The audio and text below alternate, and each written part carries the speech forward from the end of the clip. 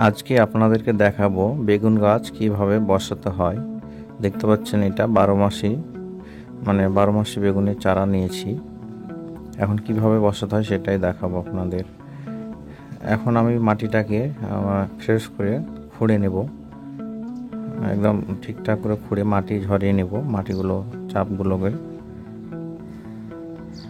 দেখতে পাচ্ছেন, এইভাবে সুন্দর করে মাটিটাকে খুঁড়ে নেব। আমরা জায়গা জায়গা করে বসাবো, 4টা করে, 3টে 4টে 2টো, এভাবে ঘন বসালে 2টো বসালে হবে, বা পাতলা করলে 3টে বা 4টে দিতে পারে। তো আমরা 2টো 3টে এভাবে বসাবো। এটা হচ্ছে সেই 12 মাসি মাকড়ার চারা। এটা বাড়িতেই তৈরি করেছিলাম। কীভাবে তৈরি করেছি সেটাও আপনাদেরকে শেয়ার করবো একদিন।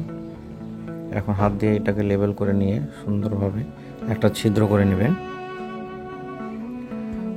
দিয়ে গাছটাকে সুন্দরভাবে ছিদ্রে দিয়ে ঠিকঠাকভাবে চেপে দেবে, না হলে জল দিলে উল্টে যাবে। এভাবে দেখতে পাচ্ছেন ছিদ্রটা করে নেবেন, গাছটা যেন সুন্দরভাবে বসানো যায়। এভাবে সুন্দরভাবে বসিয়ে দেবেন।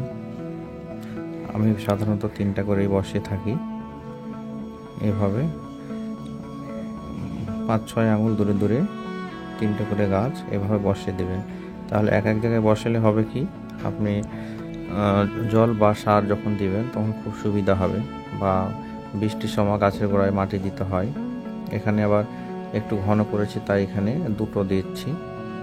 দেখতে পাচ্ছেন চারাগুলো কি সুন্দর হয়েছে, বাড়িতেই তৈরি করেছিলাম। আপনারা বেগুন চারা খুব সহজেই তৈরি করতে পারবেন, সেটা একদিন আপনাদের সাথে শেয়ার করব। এইভাবে গাছটা বসিয়ে দেওয়ার পর হালকা হালকা করে জল দিয়ে দেবেন। এভাবে 2 দিন হালকা হালকা করে জল দিলেই গাছটা পুরোপুরি বসে যাবে, এবং পরবর্তী যত্ন আপনাদেরকে পরে একদিন শেয়ার করব। এটাই ছিল আপনাদের দেখানোর বিষয় যে বেগুন গাছ কীভাবে সহজে বসানো যায়। এভাবে বসালে একটাও গাছ মরবে না। সাধারণত আমি গাছগুলো বিকাল করে বসিয়ে থাকি, তাহলে গোটা রাত দম পেয়ে যায় এবং গাছগুলো ঠিকঠাক বসে যায়। দেখতে পাচ্ছেন প্রতিটা গাছে এভাবে হালকা হালকা করে জল দিয়ে দেবেন, তাহলে প্রতিটা গাছ বসে যাবে।